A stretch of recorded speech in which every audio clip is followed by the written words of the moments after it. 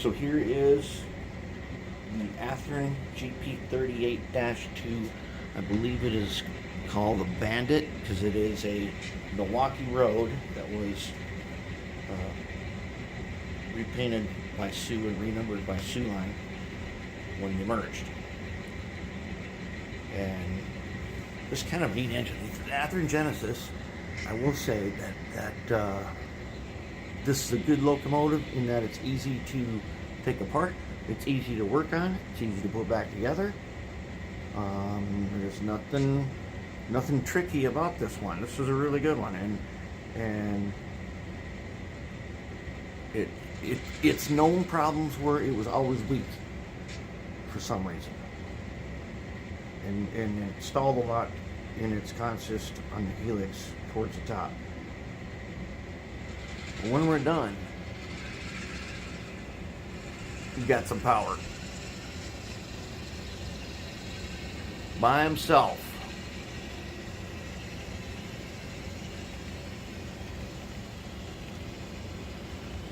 He's not just pulling the scrapping train by himself. He's pulling the CCX and the scrapping train all by himself. That's where we're going to get to.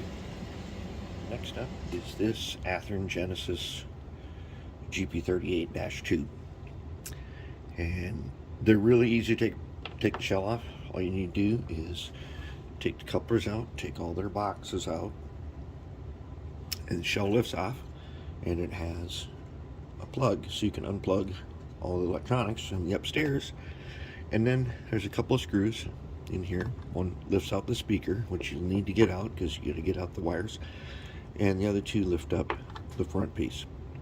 This has sound in it. This is gonna be fun.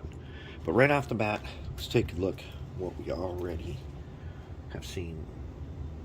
And that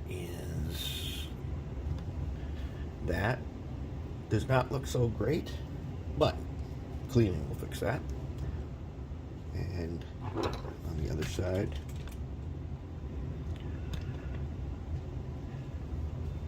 that also doesn't look so great, but a cleaning should take care of that. So we'll get the trucks cleaned up. And they appear to be, and you know, it's a Genesis, but they appear to be basically the same as Athearn's always been. I think the side frames will just come off, and we'll remove a bottom clip. There might be a couple screws or something, and then we can get them all out and get them cleaned up. But we will have to unsolder the wires. Now this one, we may not need to color code this one. This one I think will be okay. And the thing to note is that the wires go through some channels and then they go up there. So there's some cable control under there. And this one shouldn't be too bad. I think this is going to be good, and the sound is going to be cool. That's going to be fun to work on. Okay, truck's open. Take a look. All the grease is collected up here, and by the back one here, it's almost dry. But also take a look. Notice registration marks are facing up, which is good. That's what we like to see. Now, here's another thing. This system ought to be looking quite familiar. We got the bar again. This time it is like melted into place. And we'll be fine. We'll just leave that the way it is and throw it in the cleaner just like that. Because we only need to polish these sockets. And that we can do while it's still in here. Now the side frames come off again. Same way. And let's take a look at the gears here. Almost looks like they're all the same. Which might be true. Once we get them cleaned up, we'll know. But we're going to do this one truck at a time. And so when in doubt, do one truck at a time. And then we can put them right back where we came from. And not need to worry about figuring things out. Okay, now here's the difference. On the Stewart and the Broadway Limited, which turns out to actually be an Intermountain, I've been told. That F7B is actually and intermounting. Notice, in Athearn tradition, gears sit on pegs. But in the other ones, the gears had their own little axles in them. So that's a slight difference between them. Otherwise, wheels look pretty familiar. Everything looks pretty good. We'll get this first batch into the cleaner, and then we're going to be rolling. First truck has been in the cleaner, is out and at the drying station. Take a look at the second truck here. That is not what we really want to see. That is too much. And look again. When you get towards the last one, it looks like there's like nothing. All right, into the cleaner. All right, after cleaning, I determined that this is the original wire is unacceptable. That's a no-go. What I was pleased to find was that they were soldered on. So what I've done then, and they are directional, as we always fear. I've soldered them on, and then see that green stuff? That is this here liquid tape. This is Gardner Bender, same as Oxgard, but liquid electric tape. If you find Gardner Bender liquid electric tape, right next to it should be Oxgard. But we're going to go ahead and do it this way and color code them. We don't have to, but those wires were not really up to the standard because they came apart so easy. And it turns out one of them wasn't actually really soldered on there very good. And I'm surprised it had any pickup at all. However, we have now polished this side and we have put some, or you polish this side and we have Oxgarded that. So those are going to be good to go now. We also did the Zep graphite on these couplers. Now these are the like scale couplers, right? They come from Athearn Genesis. But we used our Zep dry graphite and we polished them, and they're going to be really good to go. So let us continue on and reassemble this one, and then we're going to continue on. You guys ready for a very high risk operation? We're going to do it right now. So now I have oh crap. Okay, now I have pulled out the motor. Surprisingly, there were only 2 screws in here. Down here, there were only 2 screws. No big deal. And the fuel tank had a screw, so that's no big deal. But here's what we need to do. That's what we need to do, air tool oil. We've got to do that on this locomotive. And I don't want to get too far away and do too much, because I have run this locomotive myself. So this motor, it cannot be that terrible. So I take a little bit of the air tool oil, put it on an X-Acto knife. Okay, now I'm going to go in here. I'm going to get it on that shaft right there. I'm going to take another dot on my X-Acto knife, and I'm going to get it on this shaft right there. Okay. Now, that ought to do it. We'll put his cover back on just the way he was. Just like that. We'll put him back in just the way we took him out. Just like that. But those bearings have got to have lubricant. You cannot have dry bearings on a motor that's going to be used for this locomotive. In general, has to make this helix. It goes up several feet, and I've talked about before. It goes up several feet, and this locomotive is one of those that's got to make that. It has got to make that helix on a regular basis. And, oop, is that not the guy? No, that's not the guy. That's the other guy. Okay, it's this guy. Now, surprisingly, there were only 2 screws in here. Plus the fuel tank screw. That's the first screw. That's the fuel tank screw. These other 2 guys that look like nails and look like coarse thread. See that? They look like coarse thread wood screw nails. They're the ones that go in the bottom here. And you can already see that I left a fingerprint of Earl. A fingerprint of Earl. Earl, as they say in some places, oil. But some places say Earl. Okay. Alright, so our motor should be good to go. I already know this motor is not that bad. We can't bench test it without pulling out the decoder, and we don't need to do that because I already know this one. All right, now that's good to go. I haven't figured out what these red marks, these registration marks are, and there's one on the motor too. But with our little bit of Earl, some air tool oil on there, it feels good.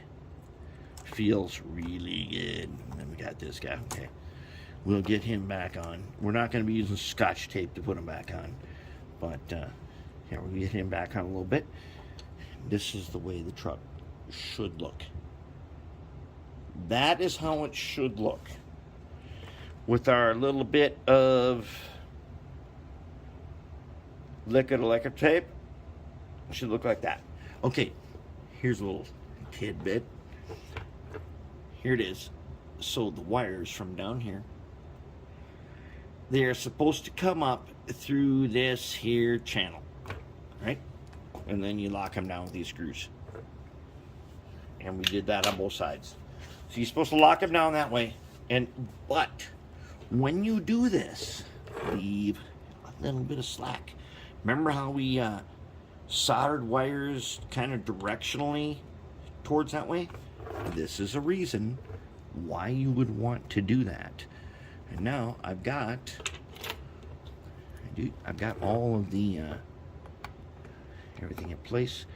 We'll go ahead and lock this guy down. Okay, so now they're locked in there and got good side to side. Excellent. Outstanding. Amazing.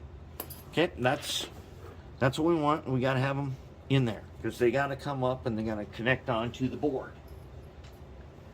And that takes care of that. But there is a tiny channel right here. You will see it on here. Tiny channel. That's where they go. Well, I think we got them all back together now. And one thing I like about this, I think I said before, is that the shell is held down with couplers. Nice and easy. And there's a disconnect also. Nice and easy. Now we're holding on. Just a little bit of electrical tape can hold the end of this bank of capacitors called the current keeper. That's a little better, I think, than putting Scotch tape too far over it. We don't want to keep in any extra heat than we've already got. And I think we can go right down. Looks good. So let's go take them over to the track and try them out.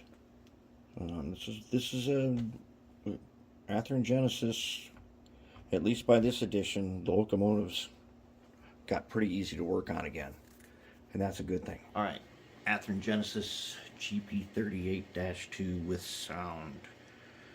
She's got a regular Tsunami, the standard Tsunami Diesel decoder that came with this particular model. So let's bring him on in.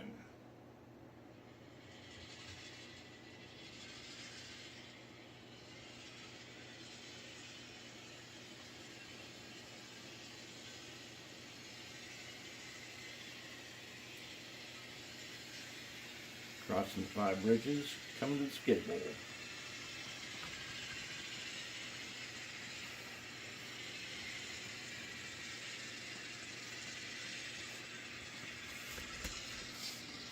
Looks like we've got slow speed.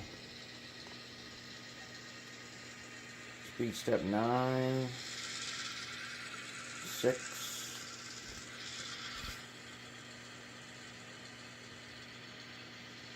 Doing pretty good. Let's take him on over, see if he's going to make bridge 15.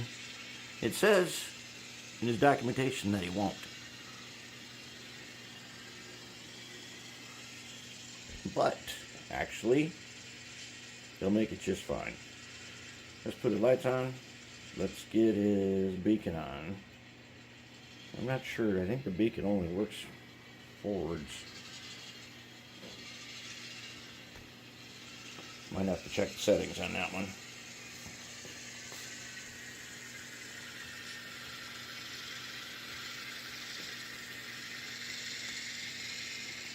It does not have acceleration or deceleration on because it has flywheels, so it doesn't need it. So now, see now, if you go forward, beacon comes on. Whoops. Yeah. Beacon's good to go. Well, let's see if we can pull now. So now this is a pretty heavyweight guy. Good yard switcher. What do you say we put him to the test?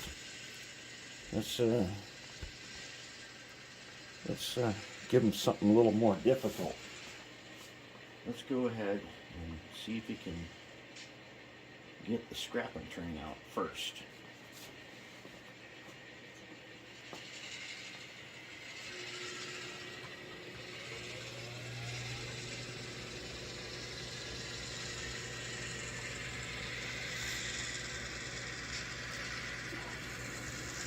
Oh yeah, we didn't fix number 14. Coupler doesn't always center.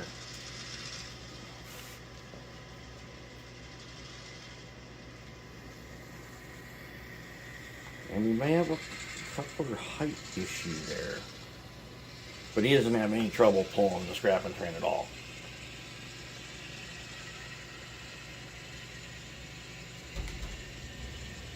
And he's got to put a little work in to get it out of there, but we got it.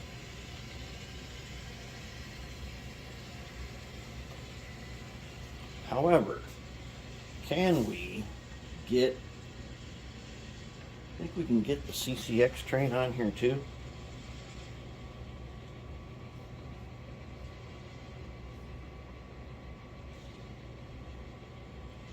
If we can, it's going to be a tricky move.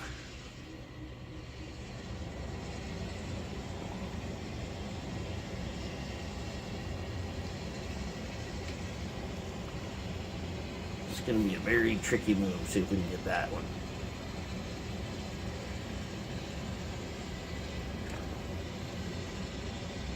I don't even remember if the CCX train can leave track 6. I might have just stuffed it in. Okay, these are days working now.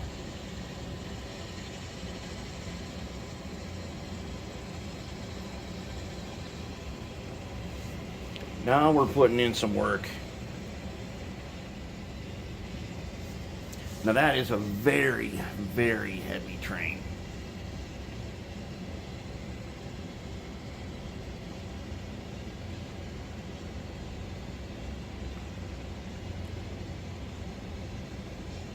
Looks pretty good to me. It's actually looking really good. Pulls that whole thing. So why don't we have him bring it back? But we're going to keep him. We're going to keep him on the ASR this time instead of putting him in the yard. See if he can push it just straight on. Oh, he's putting in the work now. We are at speed step 675, but he is making it.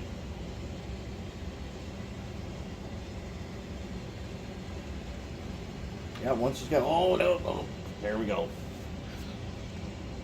We got one ease on the ground now. Oh, a lightweight one. I wonder why. Push me in. Oh yeah. This takes some horsepower. I don't know if we can push it all the way. Maybe. Yeah. Number 11. Hey, where's your weights? Number 11. Number 111 is running a little bit light there.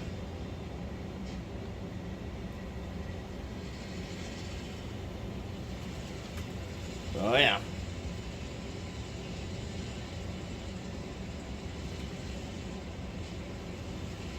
And he's stuck. Okay.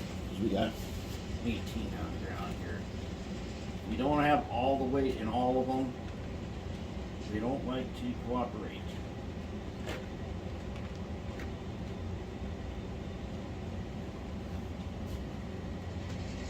He doesn't have any problem. Unless, do we have a switch? Oh.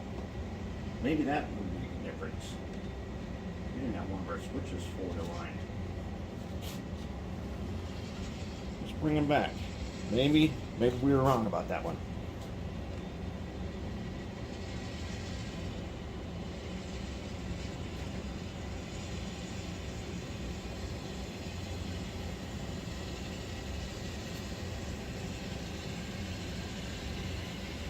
Okay, we're pretty much maxing them out now to push this. And everybody's staying on the track nice. I'd say that's it. That's a wrap. This one's good to go. Definitely got some power. This would make a great yard switcher, except for the scale head couplers. Make them a little hard to uncouple. But other than that, we're wrapping this one. Good to go.